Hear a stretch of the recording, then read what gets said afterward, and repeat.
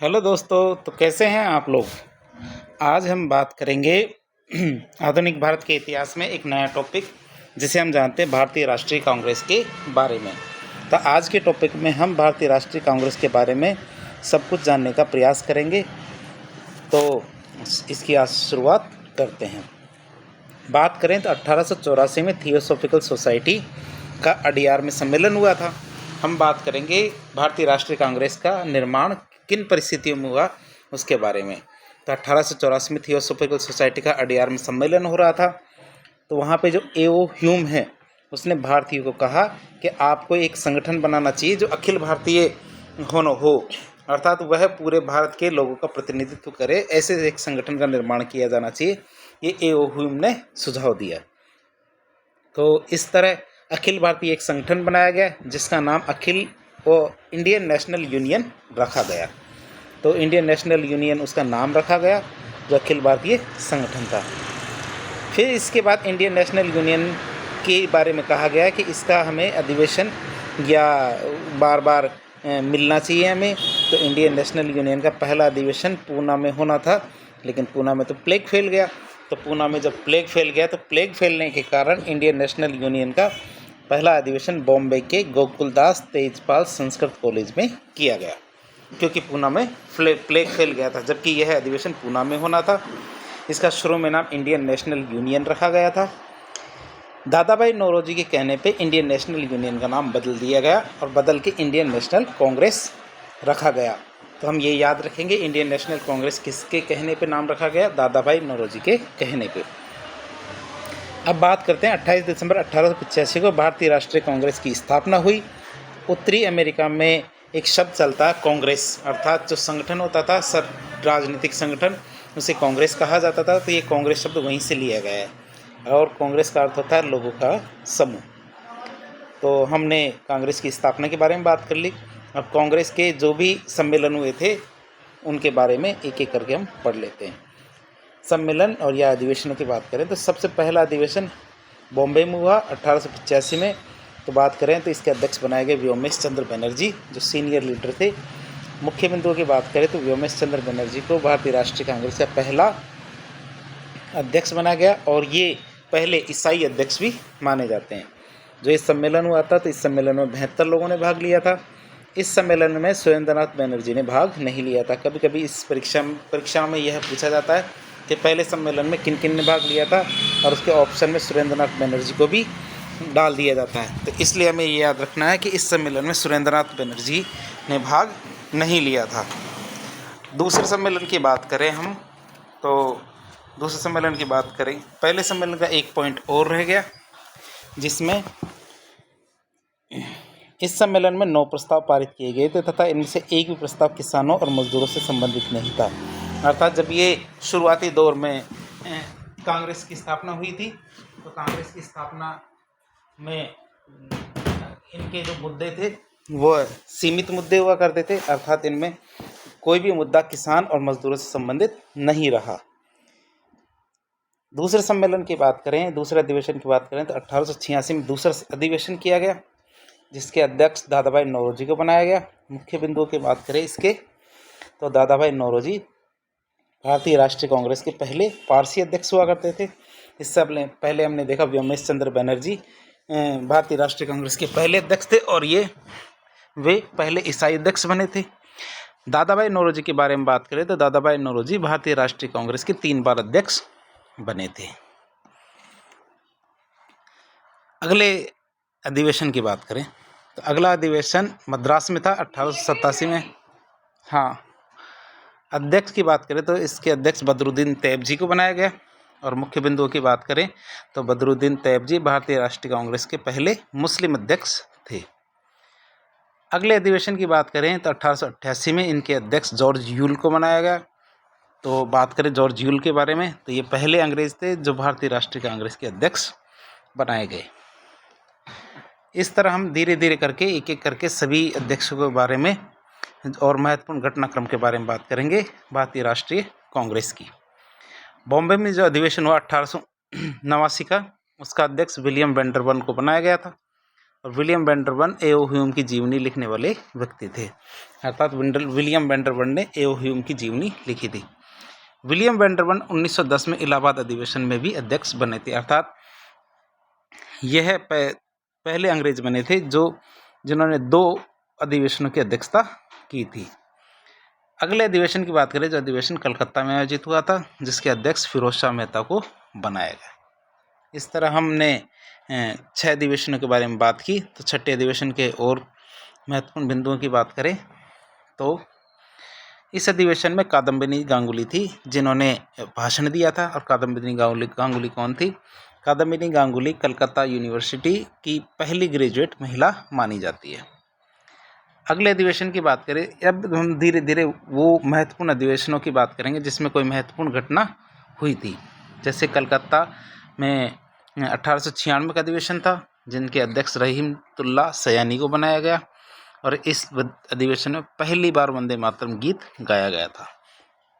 तो कलकत्ता अधिवेशन जो 1896 में आयोजित हुआ था, जिसके अध्यक्ष रहीमतुल्लाह सयानी थे, तो पहली बार वंदे मातरम भी इसी अधिवेशन में गाया गया था। अब बात करते हैं बनारस अधिवेशन की, जो 1905 में आयोजित हुआ था। तो 1905 के जो बनारस अधिवेशन था, इसके अध्यक्ष गोपाल कृष्ण गोखले को बनाया गया। मुख्य बिंदुओं की बात करें तो इस अधिवेशन में भारतीय राष्ट्रीय कांग्रेस ने स्वदेशी आंदोलन को समर्थन दिया था। अर्थात 1905 में जब बंगाल विभाजन किया गया, तो बंगाल विभाजन के परिप्रेक्ष्य में भारतीयों के द्वारा स्वदेशी आंदोलन शुरू किया गया था। और 1905 में ही गोपाल कृष्ण गोखले ने जो स्वदेशी आंदोलन है इसको समर्थन दिया था भारतीय राष्ट्रीय कांग्रेस की तरफ से। फिर 1906 की बात करें तो कलकत्ता में यह आयोजित किया गया था। इसके अध्यक्ष दादा भाई नौरोजी को बनाया गया। मुख्य बिंदुओं की बात करें तो इस सम्मेलन में 4 प्रस्ताव पारित किए गए थे: राष्ट्रीय शिक्षा, स्वराज, स्वदेशी वस्तुएं और विदेशी बहिष्कार। कभी कभी परीक्षा में ये प्रश्न पूछा जाता है कि जो 1906 का जो कलकत्ता अधिवेशन हुआ था, उसके अध्यक्ष कौन है और उस अधिवेशन के मुख्य बिंदु कौन कौन से थे जिनको स्वीकार किया गया था। तो 4 प्रस्ताव कौन कौन से थे? राष्ट्रीय शिक्षा, स्वराज, स्वदेशी वस्तुएं और विदेशी बहिष्कार। अगले अधिवेशन की बात करें, अगला अधिवेशन हमारा है सूरत अधिवेशन, जो 1907 में आयोजित हुआ था। सूरत अधिवेशन की बात करें हम तो सूरत गुजरात में पड़ता है। 1907 में इसका अधिवेशन किया गया। इसका अध्यक्ष रास बिहारी घोष को बनाया गया। ध्यान रखना, ये रास बिहारी बोस से अलग है। रास बिहारी बोस जिन्होंने आज़ाद हिंद फौज से संबंधित थे, तो उससे ये अलग है। ये रास बिहारी घोष है। 1907 में रास बिहारी घोष को अध्यक्ष बनाया गया। रास बिहारी घोष के अधिवेशन या सूरत अधिवेशन की बात करें तो कभी कभी इसे सूरत स्प्लिट भी कह सकते हैं। और सूरत अधिवेशन में क्या हुआ था? इस अधिवेशन में भारतीय राष्ट्रीय कांग्रेस के टुकड़े हो गए थे नरम दल और गरम दल के रूप में। यह अधिवेशन पहले नागपुर में होना था, लेकिन यह सूरत में हुआ। और इस वजह से भारतीय राष्ट्रीय कांग्रेस का 2 दल अर्थात नरम दल और गरम दल, मॉडरेट्स और एक्सट्रीमिस्ट, इनके अंदर बंटवारा हो गया। आगे बात करें हम अगले अधिवेशन की तो 1911 में कलकत्ता अधिवेशन आयोजित किया गया, जिसका अध्यक्ष बिशन नारायण धर को बनाया गया। और इस अधिवेशन में पहली बार जनगणमन गाया गया था। 1911 में तो जनगणमन और 1896 में वंदे मातरम गाया गया था। जब 1896 में अधिवेशन किया जा रहा था उस टाइम अध्यक्ष थे रहीमतुल्लाह सयानी और 1911 के अंदर बिशनधर नारायण हैं। तो 1896 और 1911 हमें याद रखना चाहिए जनगणमन और वंदे मातरम के बारे में। अगले अधिवेशन की बात करें तो अगला अधिवेशन है लखनऊ का 1916 का, जिसके अध्यक्ष अंबिकाचरण मजूमदार थे। और मुख्य बिंदु की बात करें इस अधिवेशन की तो इस अधिवेशन को इसलिए याद रखा जाता है क्योंकि इस अधिवेशन में नरम दल और गरम दल को साथ में जोड़ा गया, अर्थात इन दोनों के बीच में समझौता कराया गया। और नरम दल और गरम दल में यह समझौता एनी बेसेंट और बाल गंगाधर तिलक के प्रयासों से हुआ था। कभी कभी यह भी प्रश्न पूछा जाता है कि नरम दल और गरम दल के बीच में समझौता या फिर उनके बीच में जोड़ने का कार्य किसके द्वारा किया गया, तो इसका जवाब होगा हमारी तरफ से एनी बेसेंट और बाल गंगाधर तिलक के द्वारा यह प्रयास किया गया था। इस अधिवेशन में दिसंबर 1916 को कांग्रेस और मुस्लिम लीग के बीच में समझौता हुआ था, जिसे लखनऊ समझौता कहा जाता है। तो यदि परीक्षा में पूछा जाए कि लखनऊ समझौता किसे कहेंगे, तो लखनऊ या फिर लखनऊ समझौता के बारे में आप कुछ बताइए, तो हम इसके जवाब लिखेंगे 1916 में जो भारतीय राष्ट्रीय कांग्रेस का अधिवेशन हुआ था लखनऊ के अंदर, जिनके अध्यक्ष अंबिका चरण मजूमदार थे, उस अधिवेशन में कांग्रेस और मुस्लिम लीग के बीच में समझौता हुआ, जिसे लखनऊ समझौता कहते हैं। और ये लखनऊ समझौता बाल गंगाधर तिलक और मोहम्मद अली जिन्ना के प्रयासों से हुआ था। तो हमें ये सारी बातें बतानी पड़ेगी। कांग्रेस और मुस्लिम लीग के बीच में समझौता बाल गंगाधर तिलक और मोहम्मद अली जिन्ना के प्रयासों से हुआ था।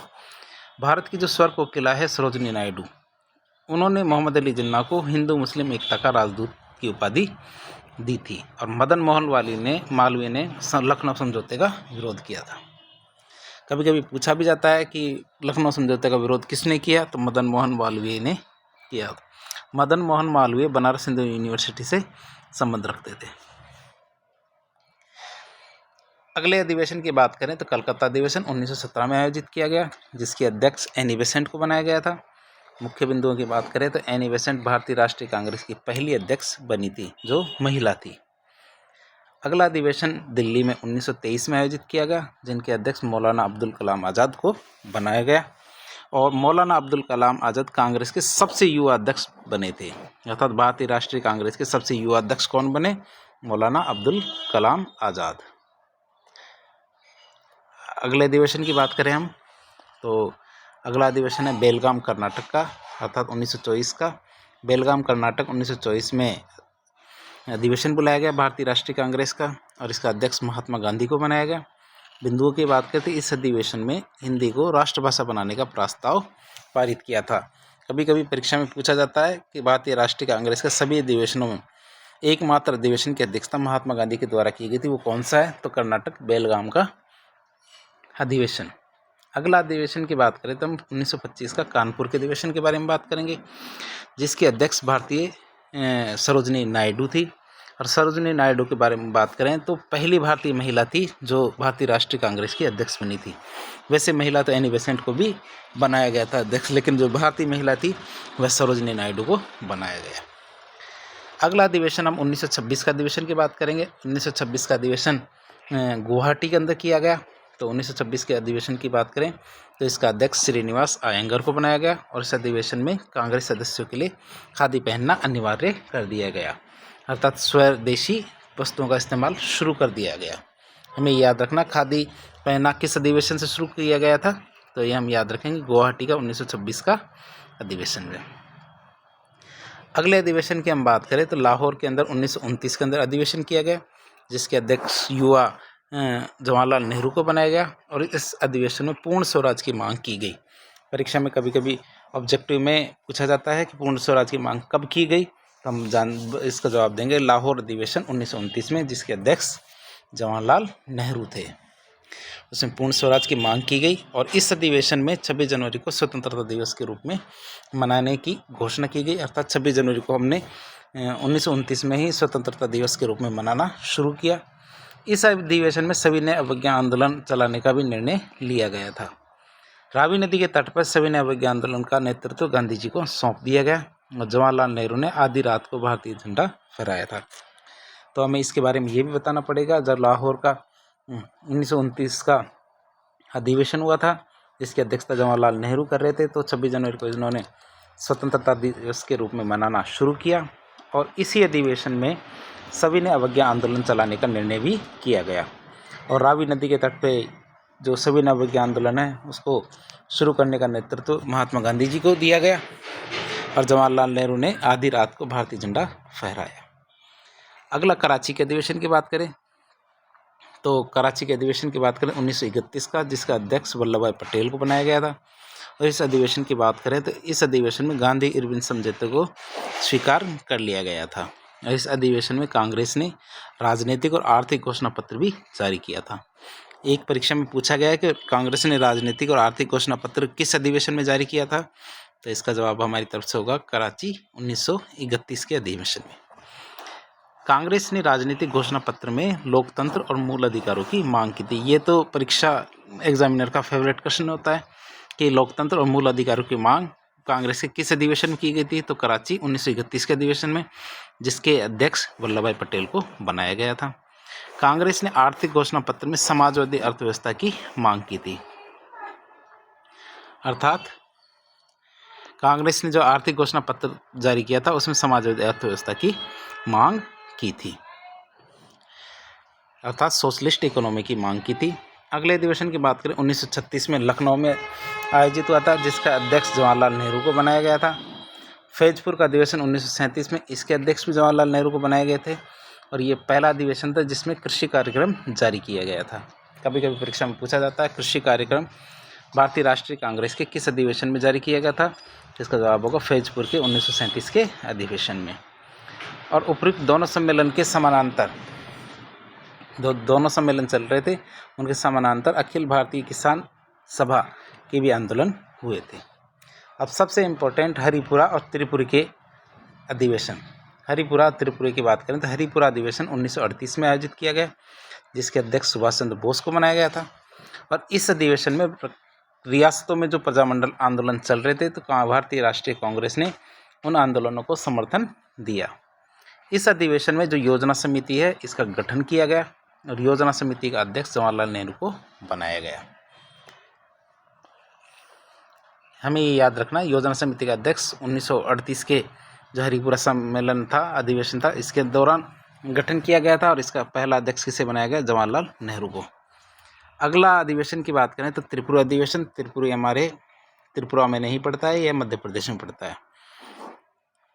तो यह अधिवेशन 1939 में हुआ था, जिसका अध्यक्ष सुभाष चंद्र बोस को बनाया गया था।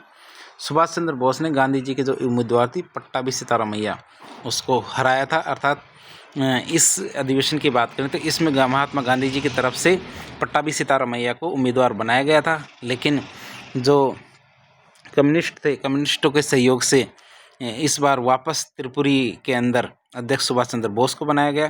तो महात्मा गांधी ने इसे अपनी हार माना और कार्यकारिणी के गठन को लेकर सुभाष चंद्र बोस ने कांग्रेस से इस्तीफा दे दिया। सुभाष चंद्र बोस की इस्तीफा देने के बाद डॉक्टर राजेंद्र प्रसाद का इसका अध्यक्ष बनाया गया था। इससे अलग होने के बाद सुभाष चंद्र बोस ने फॉरवर्ड ब्लॉक नाम की एक नई संस्था का निर्माण किया था। तो फॉरवर्ड ब्लॉक की संस्था का निर्माण 1940 में किया था। आगे बात करते हैं 1940 का रामगढ़ अधिवेशन। रामगढ़ अधिवेशन की बात करें तो इसके अध्यक्ष मौलाना अब्दुल कलाम आज़ाद को बनाया गया। ये वही थे जो भारतीय राष्ट्रीय कांग्रेस के सबसे युवा अध्यक्ष बने थे। अब रामगढ़ अधिवेशन की बात करें तो हम देखेंगे मौलाना अब्दुल कलाम आज़ाद कांग्रेस के सबसे लंबे समय तक अध्यक्ष बने रहे हैं। अर्थात ये परीक्षा में आ जाए कांग्रेस के सबसे अधिक समय तक अध्यक्ष बनने वाले कौन से व्यक्ति हैं, तो हमारा जवाब होगा मौलाना अब्दुल कलाम आज़ाद। इस अधिवेशन में राष्ट्रीय एकता की बात की गई थी। मेरठ के अधिवेशन की बात करें जो 1946 में आयोजित हुआ था, जिसके अध्यक्ष जे.बी. कृपलानी को बनाया गया और जे.बी. कृपलानी आज़ादी के समय भारतीय राष्ट्रीय कांग्रेस के अध्यक्ष रहे थे। अंतिम अध्यक्ष की बात करें तो भारतीय राष्ट्रीय कांग्रेस के अंतिम अध्यक्ष आज़ादी के समय और पहले अध्यक्ष आज़ादी के बाद की बात करें तो नए जयपुर के 1948 में अधिवेशन हुआ था। इसकी अध्यक्षता पट्टाभी सीतारामैया ने की थी। अब अन्य महत्वपूर्ण तथ्यों की बात करें भारतीय राष्ट्रीय कांग्रेस से संबंधित, तो ए.ओ. ह्यूम थे जिनके सुझाव पर इनका गठन किया गया था। तो ये कांग्रेस के सचिव रहे थे 1885 से 1905 तक। बाल गंगाधर तिलक और विपिन चंद्र पाल कभी भी कांग्रेस के अध्यक्ष नहीं रहे हैं। कभी कभी परीक्षा में यह प्रश्न भी पूछा जाता है। मदन मोहन मालवीय को 4 बार कांग्रेस का अध्यक्ष चुना गया था। लाहौर अधिवेशन 1909, दिल्ली अधिवेशन 1918, दिल्ली अधिवेशन 1932 और कलकत्ता अधिवेशन 1933 में। तो मदन मोहन मालवीय को 4 बार भारतीय राष्ट्रीय कांग्रेस का अध्यक्ष बनाने का प्रयास किया गया। और इसमें बात करते इस समय मदन मोहन मालवीय जेल में थे, इस कारण 1932 में अध्यक्षता अमृत रणछोड़ दास गट्टानी के द्वारा और 1933 में नलिनी सेन गुप्ता के द्वारा अध्यक्षता की गई थी मदन मोहन मालवीय के स्थान पर। आगे बात करें तो दादा भाई नौरोजी और जवाहरलाल नेहरू ने कांग्रेस की अध्यक्षता 3 बार की थी। तो इस तरह आज हमने भारतीय राष्ट्रीय कांग्रेस के गठन, उनके प्रमुख अधिवेशन, उनकी प्रमुख घटनाओं के बारे में पढ़ा। इस तरह के ज्ञानवर्धक वीडियो देखने के लिए हमारे चैनल को सब्सक्राइब करें, हमारे वीडियोस को लाइक करें और यदि हमारे वीडियो से संबंधित कोई कमी हो तो हमें कमेंट बॉक्स में बताएं। धन्यवाद।